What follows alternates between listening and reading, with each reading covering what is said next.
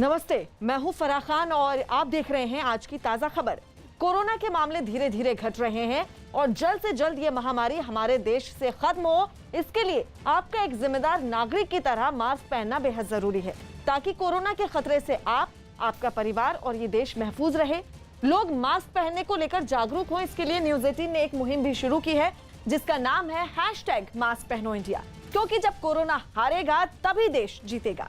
चलिए आगे बढ़ते हैं। जम्मू कश्मीर से बड़ी खबर आ रही है। पुलवामा में आतंकियों ने जम्मू कश्मीर पुलिस के एसपीओ फयाज अहमद के घर में घुसकर अंधाधुंध फायरिंग की है, जिसमें एसपीओ फयाज अहमद, उनकी पत्नी और बेटी की मौत हो गई।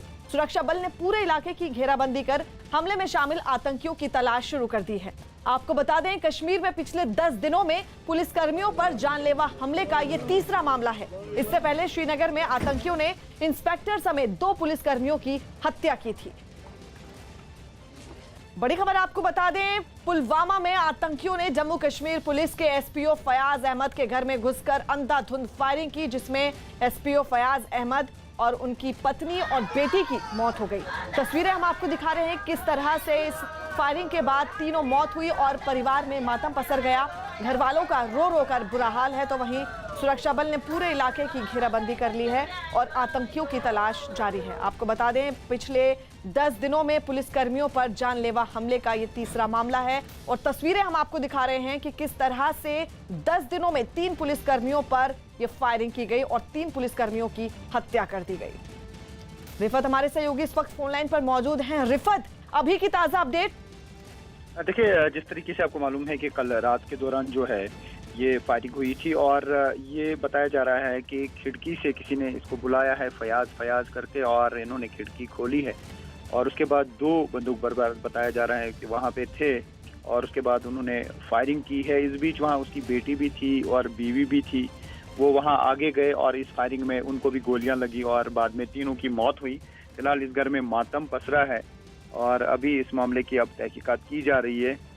लेकिन जिस तरीके से ये जो है एसपीओ की किलिंग हुई है, और ये भी मैं आपको बता दूं कि ये जो एसपीओ है फयाज अहमद, इसका एक बेटा आर्मी में काम करता है, टेरिटोरियल आर्मी में, वो भी वहाँ पे पहुँचा। फ्यूनरल जो है इसका हुआ और वहाँ पे इनका जनाजा पड़ा गया तीनों का। तो फिलहाल इस पूरे इलाके में जो है मातम पसरा है और ख़ासतौर से जो रिश्तेदार हैं वो वहाँ पे रोते बिलखते देखे जा सकते हैं। शुक्रिया रिफत। जम्मू एयरफोर्स स्टेशन पर हुए 2 धमाकों से जुड़ी बड़ी खबर आ रही है। CNN न्यूज 18 के मनोज गुप्ता की खबर है कि जम्मू के एयरफोर्स स्टेशन पर हुए ड्रोन हमले के पीछे पाकिस्तान की सेना और ISI का हाथ है। खुफिया सूत्रों से मिली जानकारी के मुताबिक इस हमले के लिए ड्रोन में अत्याधुनिक GPS तकनीक का इस्तेमाल किया गया। तो वहीं शुरुआती जांच के बाद NIA ने इस मामले में 2 संदिग्धों को हिरासत में ले लिया है।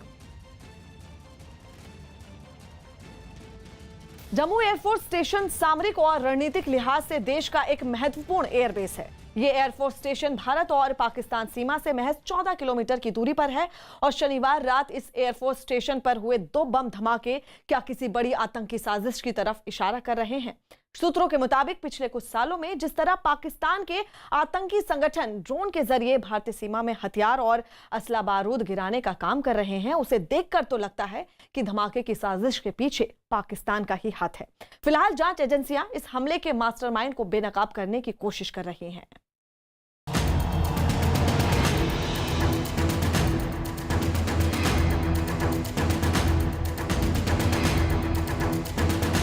आतंकियों की एक और कायराना करतूत।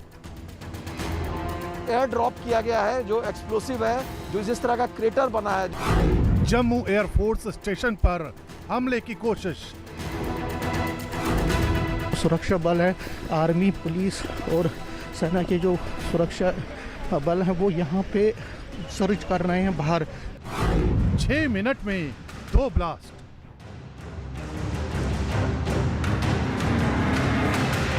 जो एयरफोर्स स्टेशन पर हमला हुआ है वो बैलून्स के जरिए ही हुआ है।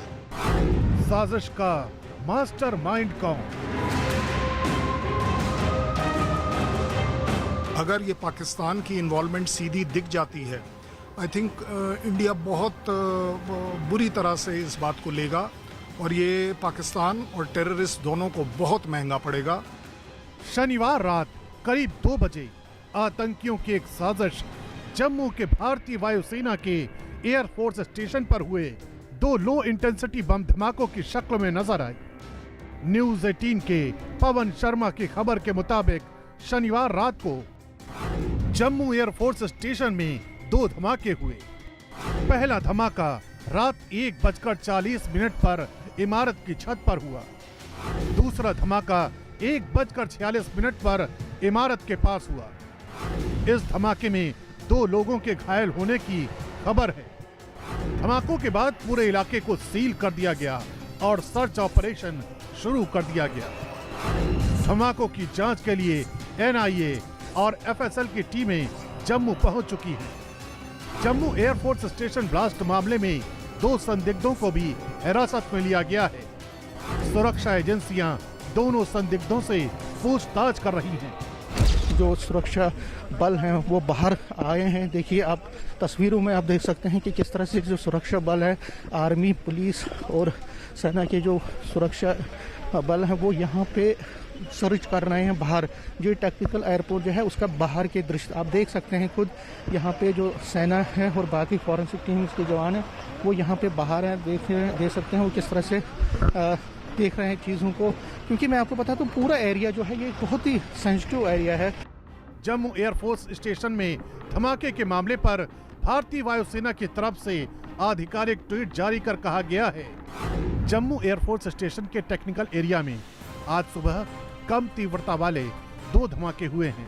पहले धमाके में एक इमारत की छत को हल्का नुकसान पहुंचा है, जबकि दूसरा धमाका खुले एरिया में हुआ है। न्यूज 18 के नीतीश कुमार की खबर के मुताबिक इस हमले को अंजाम तक पहुंचाने के लिए आतंकियों ने 2 ड्रोन का इस्तेमाल किया। खबर के मुताबिक ब्लास्ट से पहले 2 ड्रोन की आवाजें सुनी गई थी। इसके अलावा धमाके की जगह पर 4 विस्फोटक गिराए गए, जिनमें से 2 में विस्फोट नहीं हुआ।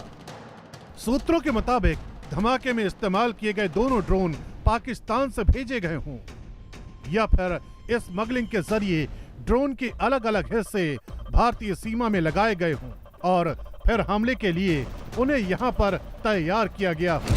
सूत्रों के मुताबिक जिस जगह पर धमाका हुआ वहां पर 2 ड्रोन की आवाजें भी सुनी गईं। 2 ड्रोन से 4 एक्सप्लोसिव गिराए गए, जिसमें 2 से धमाका हुआ जबकि 2 फट नहीं पाया। हमले में इस्तेमाल ड्रोन के बारे में सुरक्षा एजेंसियों का असेसमेंट है कि या तो ये सीधे सरहद पार पाकिस्तान से आया या फिर इसके पार्ट्स को पाकिस्तान से स्मगल कर जम्मू लाया गया और वहां फिर इसे असेंबल किया गया। रक्षा विशेषज्ञों के मुताबिक जिस तरह इस आतंकी हमले को अंजाम देने की कोशिश की गई है, उसे देखते हुए लगता है कि इस साजिश के तार कहीं न कहीं जाकर पाकिस्तान से जुड़े हैं। क्योंकि जिस तरह कश्मीर में पाकिस्तान में पल रहे आतंकी संगठनों के कमांडरों को भारतीय सुरक्षा बल ढेर कर रहे हैं, उसे देखकर वो बौखला गए हैं। लिहाजा उन्होंने जम्मू एयरफोर्स स्टेशन को निशाना बनाने की कोशिश की है। वहां पर एक आतंकवादी को पकड़ा गया है नरवाल में और उसके पास से 5 किलो IED बरामद हुआ है। हाल ही में कुछ छोटी मोटी छुटपुट हरकतें भी हो रही हैं वैली में, लेकिन याद रखना चाहिए कि हमारे चिनार कोर के कमांडर इन्होंने बोला था कि 200 आतंकवादी ये करंटली ऑपरेटिव हैं वैली में। हमारे सिक्योरिटी फोर्सेस बिल्कुल विजिलेंट हैं, अलर्ट हैं, सजग हैं वैली में और वो इन्हें जरूर मार गिराएंगे।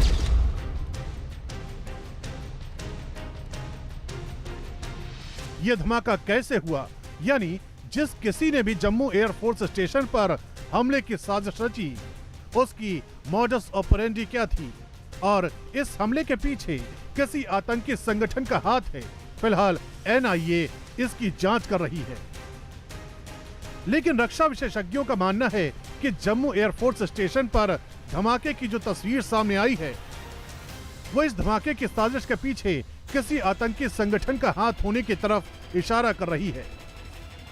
जम्मू एयरफोर्स स्टेशन पर NIA और NSG की टीमें पहुंच चुकी हैं और धमाके की जांच टेरर एंगल से भी कर रही हैं। रक्षा विशेषज्ञों के मुताबिक पिछले कुछ सालों में जिस तरह से पाकिस्तान में पलने वाले आतंकी संगठन ड्रोन के जरिए भारतीय सीमा में हथियार, असलहा, बारूद गिराने का काम कर रहे हैं, उसे देखकर तो लगता है कि धमाके की साजिश के पीछे पाकिस्तान का ही हाथ है। इसमें तो खैर कोई डाउट है ही नहीं कि ये आतंकी साजिश जरूर है, लेकिन ज्यादा बड़ा कंसर्न है कि जो ड्रोन्स अब तक जिनके बारे में हम बात करते थे, और अगर अब पाकिस्तान टेररिस्ट को वो ड्रोन देकर भारत के अंदर अटैक करवाता है, ये एक मैटर ऑफ कंसर्न है, ये बहुत सीरियस मैटर ऑफ कंसर्न है। मैं तो ये कहूंगा कि भगवान बचाए इस बार पाकिस्तान को, कि अगर ये पाकिस्तान की इन्वॉल्वमेंट सीधी दिख जाती है, आई थिंक इंडिया बहुत बुरी तरह से इस बात को लेगा और ये पाकिस्तान और टेररिस्ट दोनों को बहुत महंगा पड़ेगा। रक्षा विशेषज्ञों के मुताबिक किसी भी देश की वायुसेना की एयरबेस पर दो मुख्य एरिया होते हैं। पहला टेक्निकल एरिया, दूसरा एडमिनिस्ट्रेटिव एरिया। और एयरबेस पर मौजूद टेक्निकल एरिया सबसे अहम जगह होती है, क्योंकि टेक्निकल एरिया में ही एयरबेस पर मौजूद तमाम लड़ाकू जहाज, हेलीकॉप्टर और उनके सारे कलपुर्जे मौजूद होते हैं। न्यूज 18 के संदीप बोल की खबर के मुताबिक हमले में इस्तेमाल किए गए ड्रोन को स्थानीय तौर पर ही तैयार किया गया। जम्मू के एयरफोर्स स्टेशन पर धमाका ड्रोन के जरिए किया गया, इस बात की तो पुष्टि हो गई है, लेकिन अभी भी सुरक्षा जांच एजेंसियां इस बात को खंगालने में लगी है कि आखिर किस तरीके का ड्रोन था। लेकिन जो सूत्र बताते हैं कि ये ड्रोन जम्मू के इलाके में ही तैयार किया गया था, जिसमें एक क्वाडकॉप्टर में एक क्रूड बॉम्ब को टेप के जरिए जो है बांधा गया था, और जहां पे कैमरा लगा होता है वहां जो है एक पेपर कटर लगाया गया था, जो कि कैमरे के मूवमेंट के साथ उस टेप को धीरे धीरे काटता रहा, और जैसे ही वो क्रूड बॉम्ब नीचे गिरा वो धमाका हो गया। सुरक्षा जानकारों का मानना है कि जम्मू एयरफोर्स स्टेशन सामरिक और रणनीतिक लिहाज से देश का एक महत्वपूर्ण एयरबेस है, जो भारत और पाकिस्तान के बीच अंतर्राष्ट्रीय सीमा से महज 14 किलोमीटर की दूरी पर है। और जिस तरह पिछले कुछ वक्त से जम्मू कश्मीर में शांति बहाल हो रही है और खास तौर पर कश्मीर में पाकिस्तान के आतंकी मारे जा रहे हैं, उससे पाकिस्तान बौखलाया हुआ है। ऐसे में जम्मू एयरफोर्स स्टेशन पर हुआ यह हमला काफी गंभीर है, और अगर ये साबित हो जाता है कि इस हमले में ड्रोन का ही इस्तेमाल हुआ है, तो यह पहला ऐसा आतंकी हमला होगा जिसमें ड्रोन के जरिए किसी एयरबेस को निशाना बनाने की कोशिश की गई। ये लोकली यूज किया गया लगता है, क्योंकि अगर ये सरहद पार से किया जाता, क्योंकि वहां पे इंटरनेशनल बाउंड्री भी कोई दूर नहीं है, अगर ये सरहद पार से किया जाता है तो इसका डायमेंशन बिल्कुल अलग चेंज हो जाएगा, जो पाकिस्तान इस समय जोखिम नहीं ले सकता, लेना नहीं चाहेगा। और अगर उसको यहाँ लोकली भी किया गया है जो अवेलेबल ड्रोन्स के जरिए, तो भी ये बहुत सीरियस थ्रेट है। न्यूज 18 के पवन शर्मा की खबर के मुताबिक हो सकता है कि जम्मू में एयरफोर्स स्टेशन पर धमाके के लिए गुब्बारे का इस्तेमाल किया गया हो। सुरक्षा एजेंसियां इस एंगल से भी जांच कर रही हैं। पिछले कुछ दिनों से जम्मू के अलग अलग इलाकों में पाकिस्तानी एयरलाइंस लिखे हुए कई गुब्बारे मिले हैं। न्यूज 18 के पवन शर्मा के मुताबिक हो सकता है कि पहले इस तरह के गुब्बारे भेजकर ट्रायल किया गया हो और फिर शनिवार रात धमाके में गुब्बारे का इस्तेमाल किया गया। बॉर्डर के नजदीक और अमग्रोटा के इलाके में PIA मार्किंग के बैलून्स पाए गए थे, और तब सभी अटकलें लगा रहे थे कि ऐसा क्यों किया जा रहा है। मैंने तब भी कहा था कि शायद इनसे IED भेजी जाएगी। मुझे लगता है कि कल रात जो एयरफोर्स स्टेशन पर हमला हुआ है वो बैलून्स के जरिए ही हुआ है। न्यूज 18 के पवन शर्मा की खबर के मुताबिक इस ब्लास्ट के मामले में भारतीय जांच एजेंसियों ने 2 संदिग्धों को हिरासत में लिया है। फिलहाल सुरक्षा एजेंसियां दोनों से पूछताछ कर रही हैं और इस धमाके के मास्टरमाइंड को बेनकाब करने में जुटी हैं, ताकि उसे अंजाम तक पहुंचाया जा सके।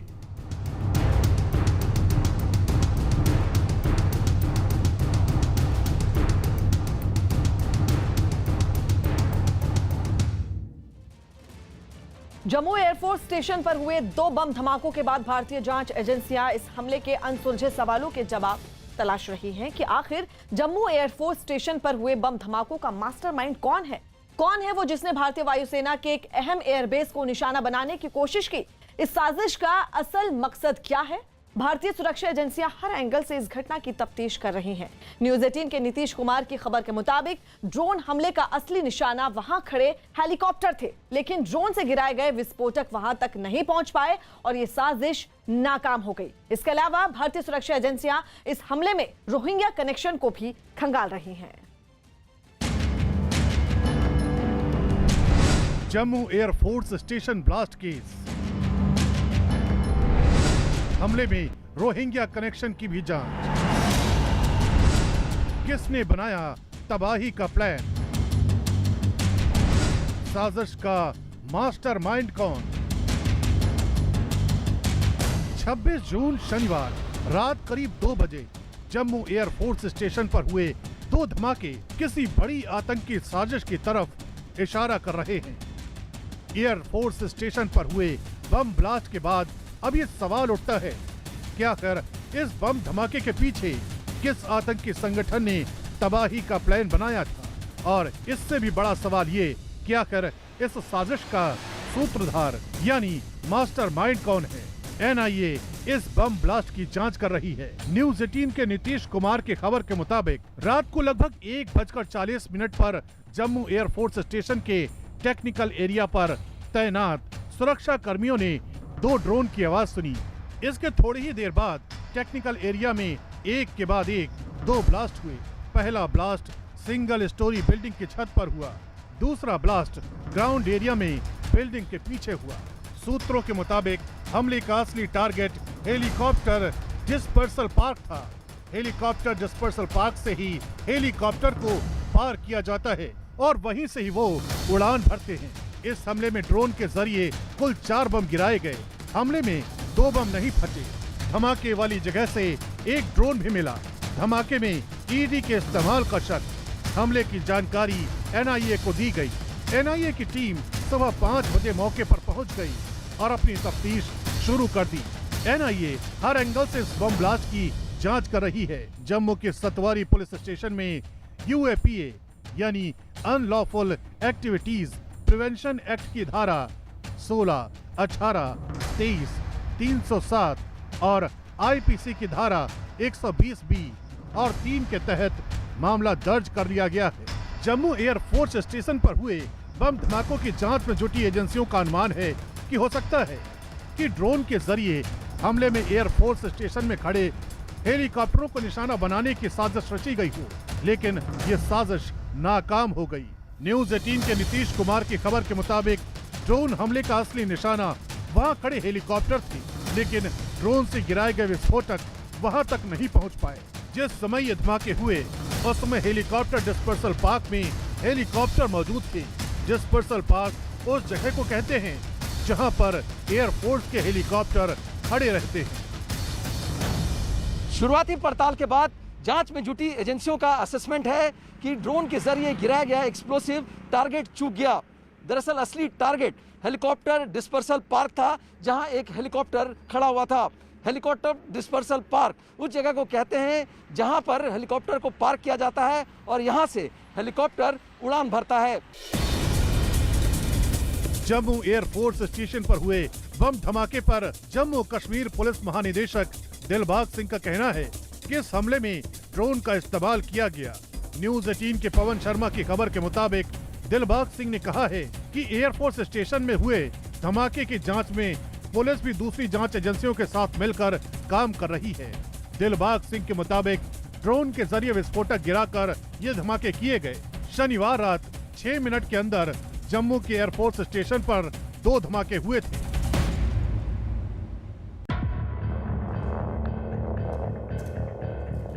न्यूज 18 के पवन शर्मा की खबर के मुताबिक जम्मू एयरफोर्स स्टेशन निक्की तवी इलाके के पास है।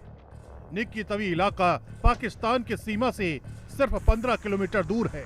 जांच एजेंसियों को शक है कि ड्रोन भेजने के लिए इसी रास्ते का इस्तेमाल किया गया होगा, लेकिन एयरफोर्स स्टेशन पर लगे टावरों और मुस्तैद सुरक्षा की वजह से ड्रोन उस जगह पर धमाके नहीं कर सका जहां पर वो करना चाहते थे।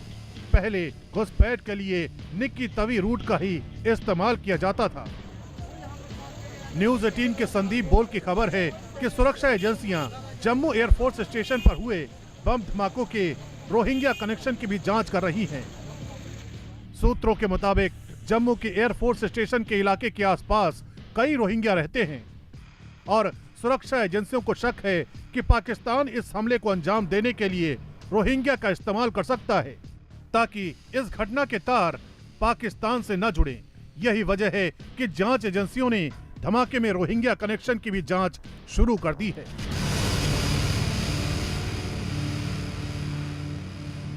सूत्रों की माने तो जम्मू के एयरफोर्स स्टेशन पर हुए हमले को लेकर अब सुरक्षा एजेंसियां इसके पीछे रोहिंग्या कनेक्शन को भी खंगाल रही है, क्योंकि जम्मू के इस इलाके में कई सारी रोहिंग्या बस्ती है और पाकिस्तान रोहिंग्या का इस्तेमाल कर भारत में आतंकी घटनाओं को अंजाम दे सकता है ताकि सीधे तौर पर शक पाकिस्तान पर ना जाए। रक्षा मंत्री राजनाथ सिंह ने वाइस एयर चीफ मार्शल से बात कर घटना की पूरी जानकारी भी ली। जम्मू में एयरफोर्स स्टेशन के भीतर हुए 2 धमाकों को जांच एजेंसियों ने बेहद गंभीरता से लिया है, लिहाजा इस साजिश के मास्टरमाइंड तक पहुंचने के लिए हर एंगल से इस वारदात की जांच की जा रही है।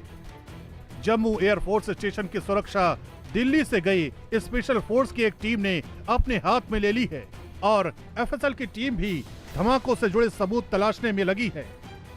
इसके अलावा जम्मू कश्मीर पुलिस भी जांच में दूसरी एजेंसियों की मदद कर रही है।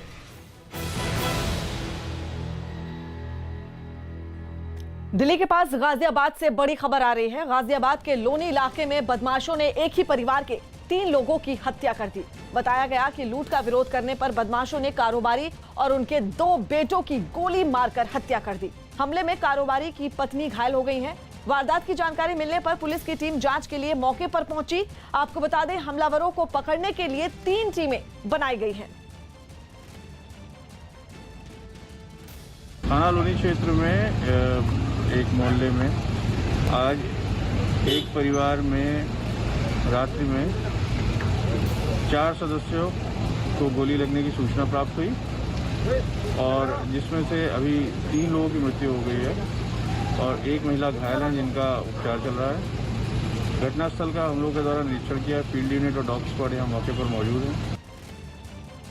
आनंद हमारे सहयोगी इस वक्त फोन लाइन पर मौजूद है। आनंद, अभी तक कुछ पता चल पाया कि आखिर ये ट्रिपल मर्डर के पीछे कौन है? जी देखिए, अब तक पुलिस को कोई सुराग हाथ नहीं लगे, लेकिन कुछ सीसीटीवी फुटेज जो है वो पुलिस खंगाल रही है। आसपास के लोगों के बयान लिए जा रहे हैं, परिवार के जो और सदस्य हैं उनके भी बयान लिए जा रहे हैं कि क्या कोई पर्सनल दुश्मनी थी, क्योंकि घात लगाकर और रेकी कर इस वारदात को अंजाम दिया गया है। जो कपड़ा व्यापारी हैं उनके डकैती की जिस तरह से, तो कहीं ना कहीं इसमें कोई नॉन लोग शामिल हैं ऐसा पुलिस को शक है और पुलिस आसपास के तमाम सीसीटीवी फुटेज खंगाल रही है। 3 टीमें बना दी गई हैं, गाजियाबाद के एसएसपी का कहना है, और इस पूरे मामले की तफ्तीश की जा रही है। लेकिन जिस तरह से ताबड़तोड़ तरीके से ये घटना हुई है जिसमें 3 लोगों की दर्दनाक मौत हो गई है, जो पत्नी है वो अस्पताल में भर्ती है, पुलिस उनके भी बयान लेने की कोशिश करेगी कि जैसे ही वो अस्पताल से डिस्चार्ज होती है पूरा घटनाक्रम बताएं, और तमाम जो आसपास के लोग हैं उनसे भी जो है वो जानकारी जुटाई जा रही है।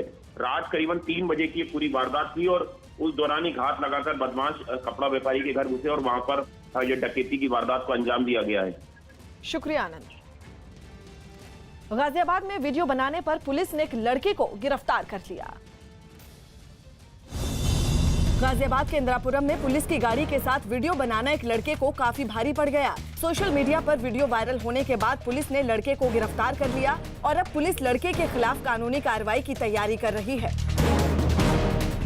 असम के तिनसुकिया में पुलिस ने छापा मारकर एक होटल से भारी मात्रा में शराब जब्त की। शराब की इन बोतलों को होटल के अंदर छिपाकर रखा गया था।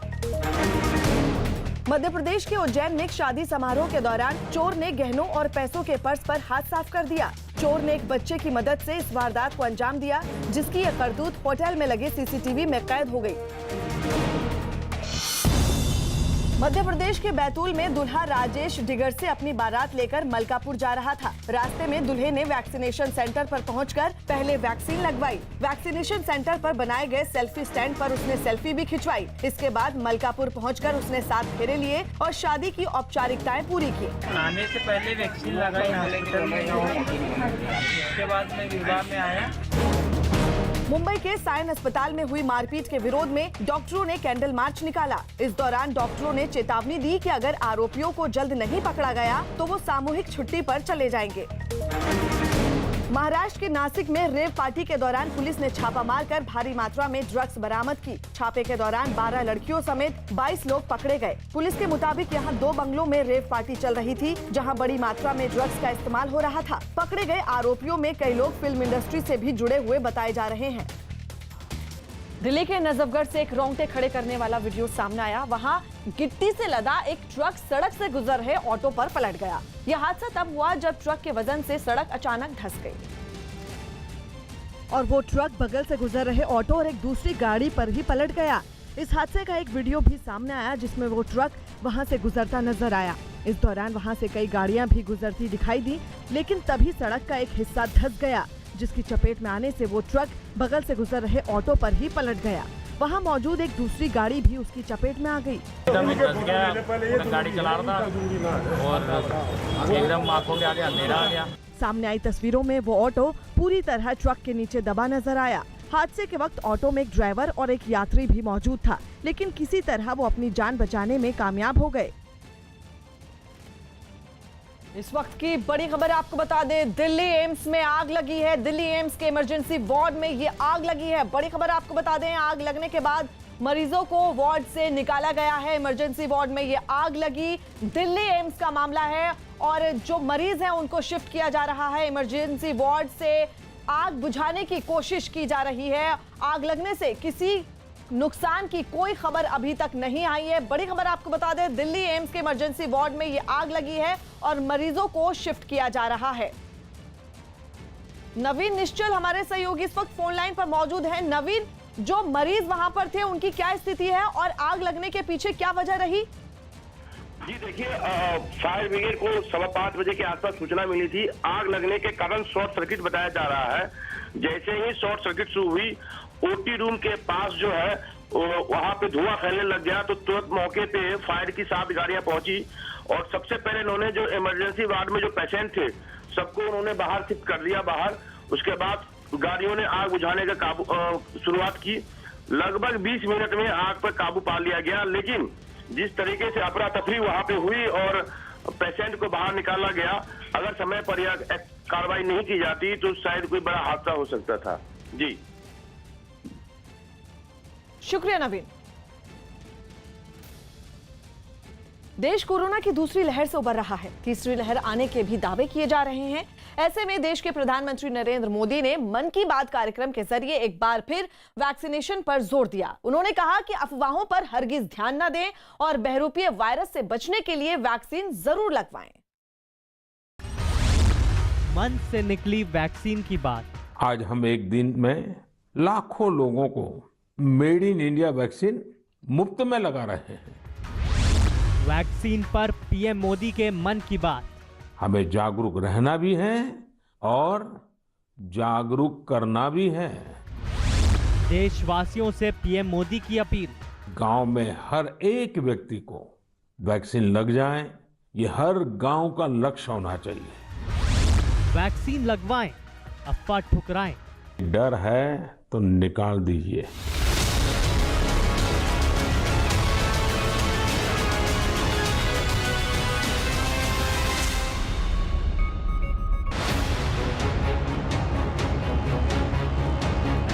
कोरोना के खिलाफ जिस जंग को 1 साल से ऊपर हो चुका है, वो जंग कब अपने आखिरी पड़ाव पर पहुंचेगी, ये अब तक का सबसे बड़ा सवाल बना हुआ है। सारी दुनिया इस महामारी से निपटने के उपाय ढूंढने में लगी है और फिलहाल इस महामारी की एक ही काट है, वैक्सीन। दुनिया भर के तमाम गुड़ीजन एक ही बात कह रहे हैं कि वैक्सीन लगवा कर ही कोरोना से फिलहाल बचा जा सकता है और हमारे प्रधानमंत्री नरेंद्र मोदी भी अलग अलग वक्त पर अलग अलग तरीके से और अलग अलग मंचों से यही बात दोहरा चुके हैं। मन की बात कार्यक्रम में भी पीएम नरेंद्र मोदी के मन की बात कुछ इस अंदाज में निकली। 21 जून को वैक्सीन अभियान के अगले चरण की शुरुआत हुई और उसी दिन देश ने 86 लाख से ज्यादा लोगों को मुफ्त वैक्सीन लगाने का रिकॉर्ड भी बना दिया, और वो भी एक दिन में। पीएम मोदी के मन की बात कार्यक्रम का ये 78वां एपिसोड था। इस कार्यक्रम के ज्यादातर हिस्से में पीएम मोदी ने देश के लोगों से बेकाबू वायरस के खिलाफ लड़ी जा रही सबसे बड़ी जंग में उनकी भागीदारी की न सिर्फ तारीफ की, बल्कि उन्हें और भी जागरूक रहकर इस जंग को जीतने का मंत्र भी दिया। गांव के लोगों ने किसी को भूखा नहीं सोने दिया, खेती का काम भी रुकने नहीं दिया। नजदीक के शहरों में दूध, सब्जियां, ये सब हर रोज पहुंचता रहे, ये भी गांव ने सुनिश्चित किया। यानी खुद को संभाला, औरों को भी संभाला। ऐसे ही हमें वैक्सीनेशन अभियान में भी करते रहना है। देश के लोगों से वैक्सीन लगवाने की अपील करते हुए प्रधानमंत्री ने खुद अपना उदाहरण पेश किया। उन्होंने कहा कि उन्होंने और उनकी मां ने वैक्सीन लगवा ली है और अब देश के उन बचे हुए लोगों को आगे बढ़कर इस टीकाकरण अभियान का हिस्सा बन जाना चाहिए। गांव में हर एक व्यक्ति को वैक्सीन लग जाए, ये हर गांव का लक्ष्य होना चाहिए। इसलिए हमें सुस्त नहीं पड़ना है, किसी भ्रांति में नहीं रहना है। पीएम मोदी ने उन बातों से दूर रहने की भी अपील की है जिसके तहत लोगों के सामने वैक्सीन के बारे में भ्रम पैदा किया जा रहा है। डर है तो निकाल दीजिए। हमारे पूरे देश में 31 करोड़ से भी ज्यादा लोगों ने वैक्सीन का टीका लगवा लिया है। जी, आपको पता है ना, मैंने खुद ने भी दोनों डोज लगवा लिए हैं। पीएम मोदी ने मन की बात कार्यक्रम में हाल ही अंतर्राष्ट्रीय योग दिवस पर एक दिन में सर्वाधिक वैक्सीनेशन के रिकॉर्ड की चर्चा की। इस दौरान मध्य प्रदेश के बैतूल जिले के भीमपुर ग्राम पंचायत डुलारिया निवासी राजेश हिरावे से फोन पर बात की और उनसे टीकाकरण को लेकर जानकारी ली। केंद्रीय स्वास्थ्य मंत्रालय के मुताबिक भारत में अब तक 31 करोड़ 50 लाख वैक्सीन की डोज दी जा चुकी है। इसमें पहली और दूसरी डोज शामिल है। पिछले 24 घंटों में 61,19,169 वैक्सीन की डोज दी गई है। स्वास्थ्य मंत्रालय के मुताबिक 26 जून सुबह 9 बजे तक 60 साल से ज्यादा उम्र के 6,70,95,979 लोगों को पहली डोज दी जा चुकी है, जबकि 2,29,35,996 लोगों को दूसरी डोज दी जा चुकी है। इतनी बड़ी संख्या में लोगों के टीकाकरण के बावजूद प्रधानमंत्री ने कहा, अभी ना तो जंग खत्म हुई और ना ही कोरोना। ये अफवाह फैलाने वाले लोग तो अफवाह फैलाते रहेंगे। हमें तो जिंदगी बचानी है, अपने गांव वालों को बचाना है, अपने देशवासियों को बचाना है। और ये अगर कोई कहता है कि कोरोना चला गया तो ये भ्रम में मत रहिए। मन की बात कार्यक्रम में पीएम मोदी ने जिस तरह वैक्सीन को लेकर भ्रम फैलाने वालों से लोगों को सचेत किया, तो उनकी बातों का समर्थन करते हुए बीजेपी के दूसरे नेताओं ने विपक्ष को आड़े हाथों ले लिया। पीएम ने कहा कि 1 साल पहले सबके सामने एक सवाल था कि वैक्सीन कब आएगी। आज हम एक दिन में लाखों लोगों को मेड इन इंडिया वैक्सीन मुफ्त में लगा रहे हैं। यही तो नए भारत की नई ताकत है। उत्तर प्रदेश